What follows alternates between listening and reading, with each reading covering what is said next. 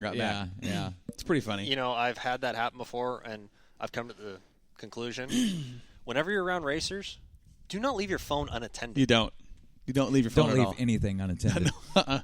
No.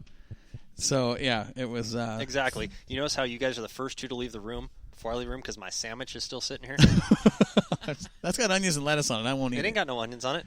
It's got lettuce on it. I won't eat it. Why won't you eat lettuce? It tastes like grass. Rabbit How do food. you know what grass I tastes played like? football for a long time. You know what grass tastes like. Trust me on this. No comment. Yeah. So, we're getting to the closing stage of the show. I wanted to bring up something that we have discussed, and I know that you guys we've talked about it. Was Mike Duvall, the Flintstone Flyer, legendary driver out of Gaffney, South Carolina. We've been watching some stuff on Facebook, and he's not doing well. He's been in the hospital the last couple of weeks. He's the owner and creator of the Flintstone Flyer chassis. Very successful driver, over 1,000 feature wins over his career. Very successful. Yeah, very. He's been in the hospital the last couple of weeks, and I spent some time on the phone with his family today talking with his daughter, Bonnie, and trying to figure out, exactly what's going on with Mike. And they are saying that the doctors are talking about advanced dementia and possibly Alzheimer's. He's having trouble remembering basic information. So they're really running a lot of tests on Mike to figure out, what really is going on with him. So they're kind of caught between the two, but they do believe he's got a little bit of both right now. Yeah. As far as the dementia, they're saying it's pretty serious deal, but they're kind of now starting to look into the Alzheimer's possibility, and it sucks to see. It's hard to talk about. I mean, Mike's so legendary. Very, very much so. He's one of those guys that you know the name, the Flintstone Flyer. The Flint. That's right. You see the F, the F1, and the Flintstone Flyer on the side was, it's always on the side of his car. The yellow and red. Yeah. Yep, the yellow and red trademark, and I remember seeing a couple Flintstone Flyers out here. Mm-hmm. Joel Bennett had one for a while, and Rick Hodges had the 94 late model. That was a Flintstone Flyer, huh? Yeah. Oh, I'll be darned. Yeah, Flintstone Flyer. He did well in it, too. He did. He was fast in that sucker. And, yeah. Duval builds a good car. And well, I'd like to wish him and his family the best. Absolutely. Of course. Yeah. Well, I talked with Bonnie, his daughter, and we were saying, hey, we look, the Moxie guys are, we're sending our prayers and our love to you guys, and you're in our thoughts. And she got a little teary-eyed, and we spent some time talking. She says, listen, just tell everybody to pray for my dad. Absolutely. Just pray, and we're hoping he's okay. And you hate to hear about those guys that you grew up watching, and Yeah, it's tough. Unfortunately, it's tough to sit here and talk about it. I can't imagine being family. And, right. We all end up having to deal with things like that in life, and just got to make the best of it, best as we can. And yeah, everybody does that in their own well, way. And it's a shame. They're from the South. Yeah.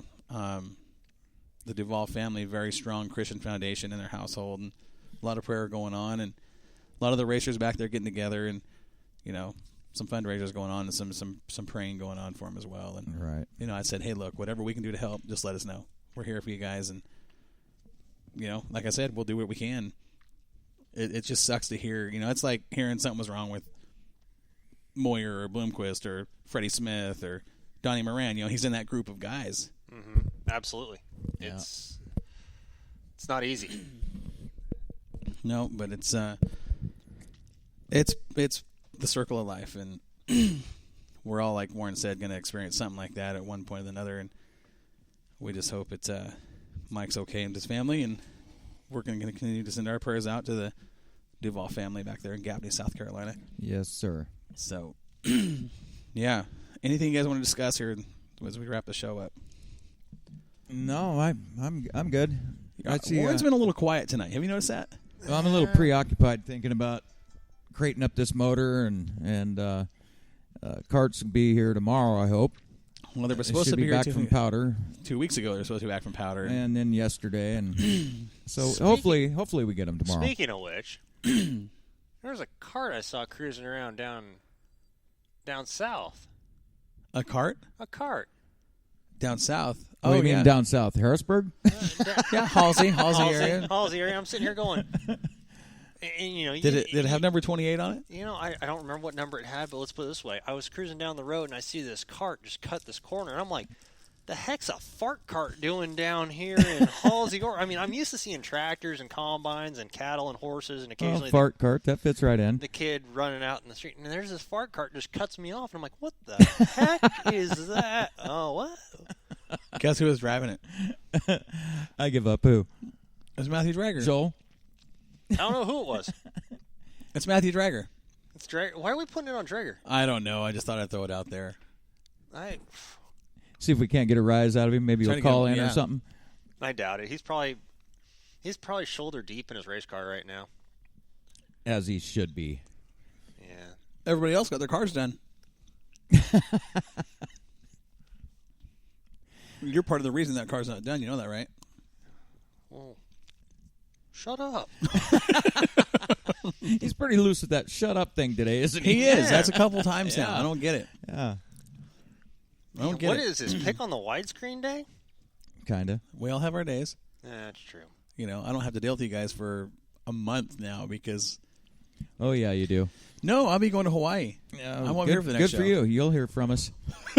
See, here's the thing that Corey keeps forgetting is I have family in Hawaii. Not where I'm going. Dude, it's a 22-minute flight from Oahu. 28. Same difference. All depends on what way the wind's blowing. Yeah. And what plane you're on. If you're on the prop plane or if you're on the jet. Anyway, We can make Corey's vacation interesting. we will. What are you guys going to talk about on the next show? Racing.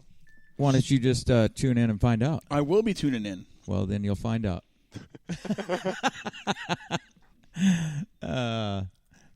That's like the what do you third got text. That's like the third text we've talked about or we have received during this show about the car show. When I say spots are filling up, spots are filling up. That's the third one Right on. that has asked me. And we didn't talk much about Gray's car. Gray, you have a fantastic looking car. That, if you're I got to listening. give him props. Yeah, I want to know who wrapped it. I can Probably Finish Line. probably finish line. probably. That would be my guess. That's a hell of a job. That's a good-looking race car. Yeah, it is. Now he says, And, you know, Gray's really improved a lot in my book. If I don't know, over the last year, I've seen quite an improvement out of that guy. He's getting to be funner and funner to watch. He was one of those guys at the beginning of the season. You sat there and you're like, and I mean no disrespect by this. He was one of those guys on the track that was a squirrel. well, a young squirrel. driver. Here's the thing. Every young driver goes through it. Exactly. You've And got we've to all learn been there. to slow down to go be fast. fast. And Yep. that's the hardest lesson for any race car driver. And then towards the end of the year, Gray was running up front. I mean, I was impressed down at the Bud Nationals. Man, he did very well down there. he was hooked up. He was Yeah. cruising around that dry, slick Yeah. surface. Well, He and was- even the last race of the year at Willamette, he was running in the top 4 for most of the race. Gray came leaps and bounds this last season. Yep, he sure did. And then he's got good equipment. He's got a new chassis under him this year, from what I'm understanding. yeah. And a heck of a good guy. He's as far as actually I'm going to be in a concerned. Shaw. He's in a Shaw chassis, Uh-huh. new one. I think he actually picked up like 4 new ones over the winter. I don't know who the other 3 are going to, but you know, that's a good looking race car he sent us. Yeah, absolutely. Now, if we can get him to send us a picture with all the sides and everything on it with the fuel jug out of the way, we'll post it Could up be on a- Moxie. yeah. Yeah. Be nice. So So it's obviously in the blood there. Madison's got it. she's a little firecracker. She's a little cutie. Well, you know what's funny was we went out to lunch after the show, after the Mile to Wild, and then we invited Joel, and he says, "Nah, Yeah, he was too good for us. not going. Road just slick. I got to get home." Yeah. He cried. So we went and had a nice lunch, and while we're eating, the Ferrando family sits next to us, the next table over, and we had a good conversation with them. Talked a lot about stuff that wasn't even racing related. Yeah, just nice cash. But that little daughter of theirs, man, she's a firecracker. She is. Mm-hmm. She looks a lot like Gray too. When, you put them side by side. Don't tell. Don't Come on. say that. Don't insult that kid like that. Come on. No, sorry, Ray. We're just playing. No, it was. She does actually. So she's a lot like her dad. She got that fun personality, and Yeah. it was a fun conversation over lunch and snowing. And we had a good time. But Yeah. Should have been there, Joel. Yeah, you should have been. Well, maybe not. He was giving me that deer in the headlights look. I'm like, nah, maybe not. Hey, at least I wasn't going to jump in a lane of traffic and commit suicide. You know, dang deers. Oh, At least we got one. Hey, yeah. You know what? And we didn't even need a gun to get it. We didn't even need a gun. You know, I will be honest. I have considered giving up rifle hunting this next season. I think you should probably just give up hunting, period. I'm highly considering giving up rifle hunting this next season, and I'm gonna.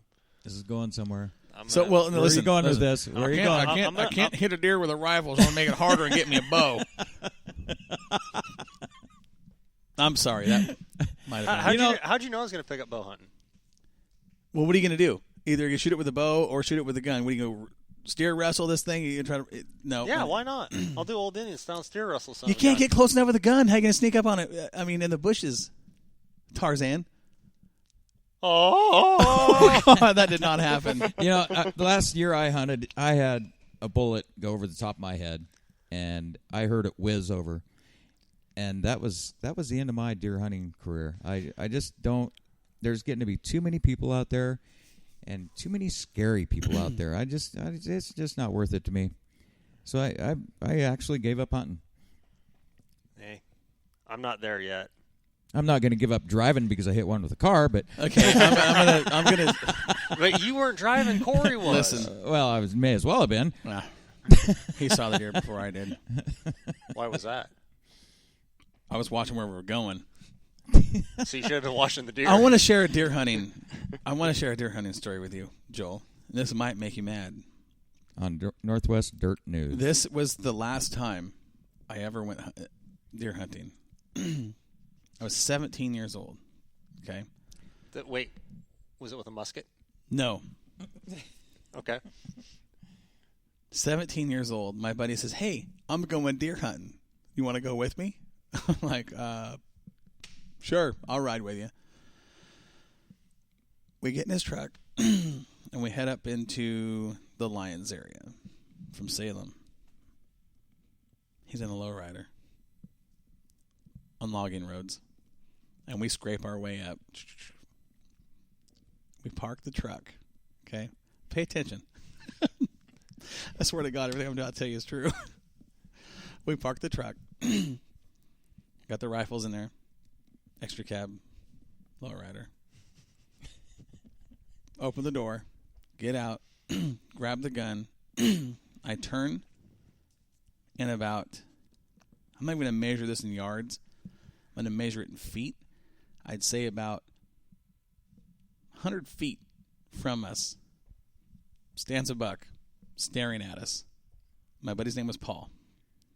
I've got the gun in my hand, and I'm going... I just froze. I'm like, oh, my God. Oh, my God. Paul, look. Paul, look. He's like, shut up. I go, Paul, look. Deer. He says, what? Pops his head up, looks, sees the deer, takes his gun, 30-06, bam, drops it, put it in the back of the lowrider, back to town we go. I'm not kidding you. That was the last time I said, this stuff is way too easy. It wasn't even fun. That is an honest to God true story. I swear that happened. You should have waited for it to get closer. Well, why didn't you shoot? I don't know. You got buck fever and froze, I- huh? Don't want to scare it. Yes. I was just, I couldn't believe it was there. I just was, it's there. You know, just shoot it. Do something. And Paul just raises his gun, fired once. Pop. What'd it do? It just dropped. It just dropped. It didn't even take a step. It just fell. So you see how easy it is, Joel? Really, I didn't have much fun. I was like, this is hunting. I'm done. Look at his face. I know. He's so mad. That I'm not lying to you guys. He can't even reply to that. That is, honest to God, I'm not lying. I put that on everything. That is a true story. Oh, I believe you. And that was the last time I went hunting. So, Corey, you want to go hunting with me this fall? No. I want to go hunt with somebody who's going to kill something.